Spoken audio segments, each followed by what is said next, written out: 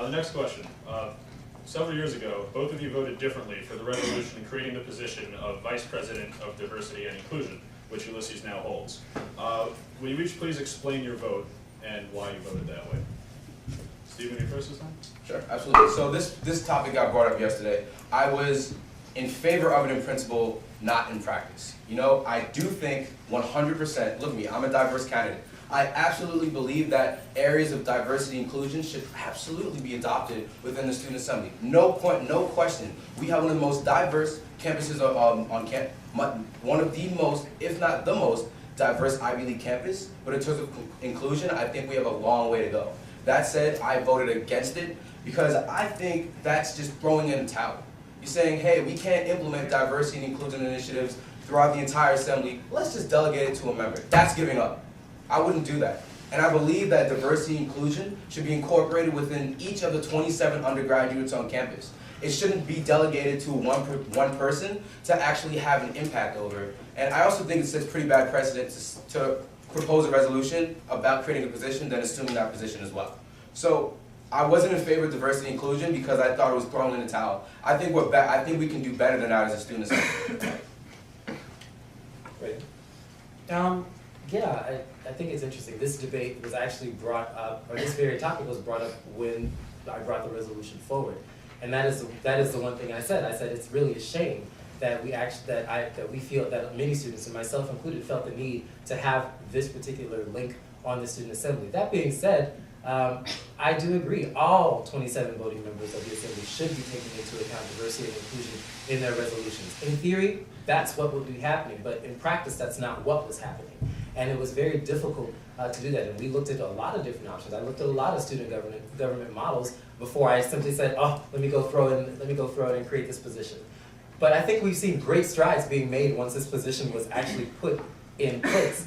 And I think what we've done is really tried to hold more members accountable for that particular topic and ensuring that they are taking into account different communities and different viewpoints and perspectives and really actively engaging students.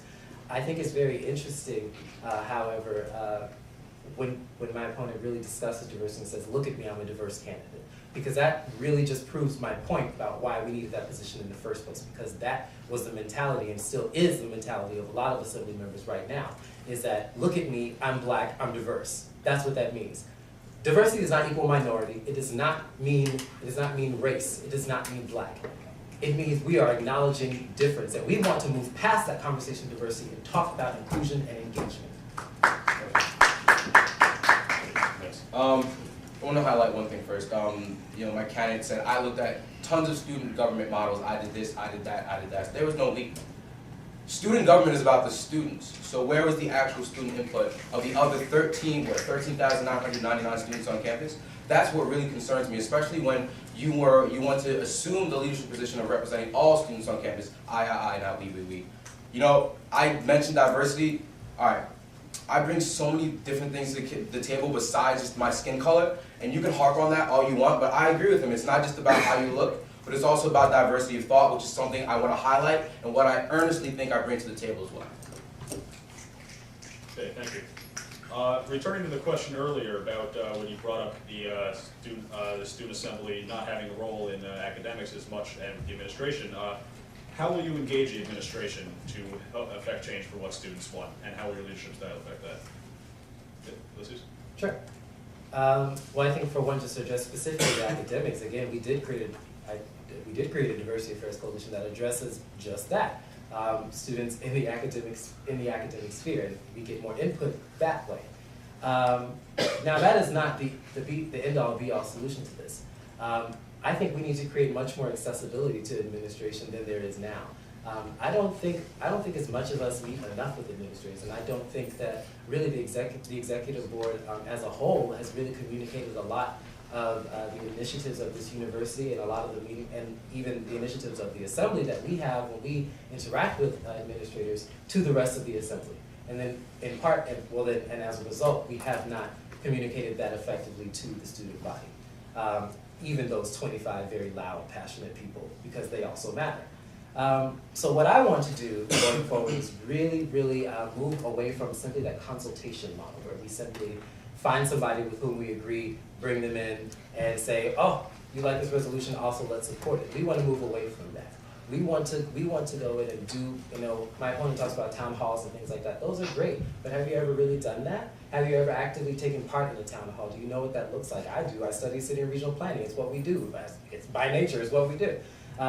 If you want to redesign Wilder Strait, that's a big conversation. Well, we need to have a design charrette on that. We need to figure out how students can actually have input in creating a design so we can ask the right questions. Stephen? Sure. So to first address the idea of town halls, I've been a part of town halls, I've been to many in fact, and I've hosted a lot through the hotel school, either through the student assembly or being on the advisory board. So I want to address the point of, about actual having impact on academics. I think there's two ways. In conversing with student Susan Murphy and then in conversing with faculty, implementing something on the academic side is a very long timeline. About every time I ask, maybe at 10 or 15 years. While on campus, maybe 4 years. So I think there's two ways that we can do it. We can either go through administrative vehicles like the UDC, which I sponsored a resolution on last year about creating student input on the University Diversity Council and creating student feedback, or we can look at initiatives that are already being implemented and having input on that. One of the things that I was a part of in the hotel school, based on my role as a hotel rep, was being on the selection committee for the new VP of Diversity Inclusion for that school. So I think there are tons of things that we can get involved in, but in terms of actually seeing something from start to finish during our time here, that's just not feasible. I think we need to start proactively looking at models and strategies that are already being implemented and having input on that, and then starting our own grassroots initiatives that we won't be able to see through while we're on campus, but maybe we can see through afterwards. Yeah, thank you. The last question of this section is about the Greek life, the Greek system. About a third of Cornell undergrads are involved in Greek life. What have you done and what will you do to represent this interest of this community? Stephen. So my freshman year on campus, how long do I have to respond to this? A minute and a half? Okay, I'm gonna give you guys a quick anecdote.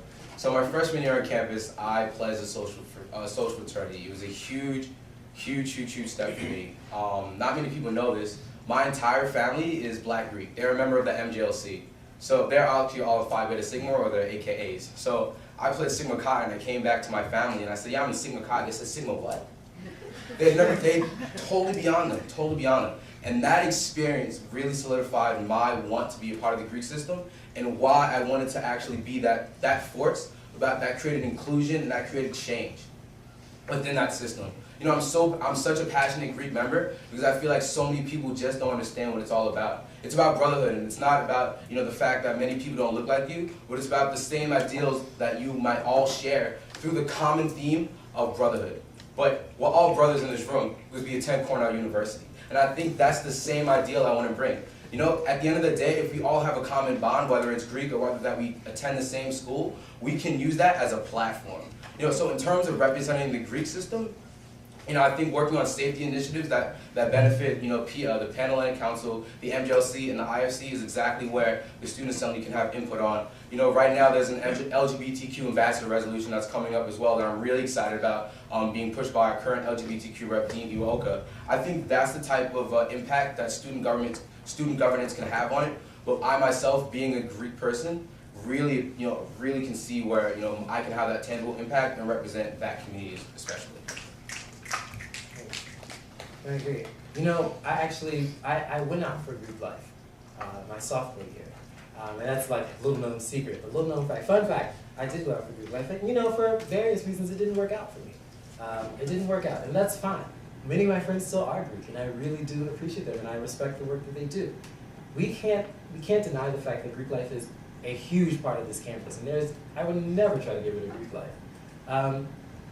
But in that same spirit, I think it's interesting, my opponent's last statement during the last round that change on this campus takes 10 to 15 years.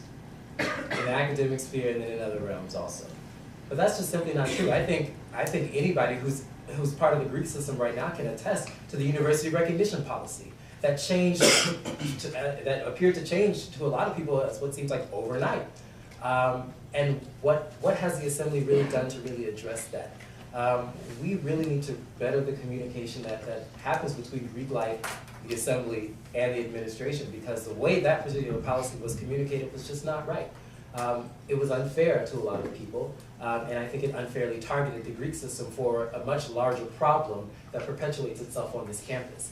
And that's what we really should have been identifying. We really should have honed in on the drinking and how that happens there.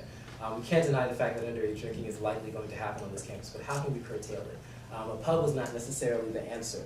But I do absolutely respect Greek life here, and I think we do need to do a lot more to actively engage the Greek community beyond just a liaison, because there's so much more that comes to this. Sure. So I do believe I was misquoted. I said academic and facultative changes can take 10 to 15 years, as in like influencing syllabi, influencing like the actual academic course load of a school. That can take longer. Not changes regarding safety initiatives, not changes regarding any other initiative that we might want to push. I'm saying when you involve that level of administration, it takes time.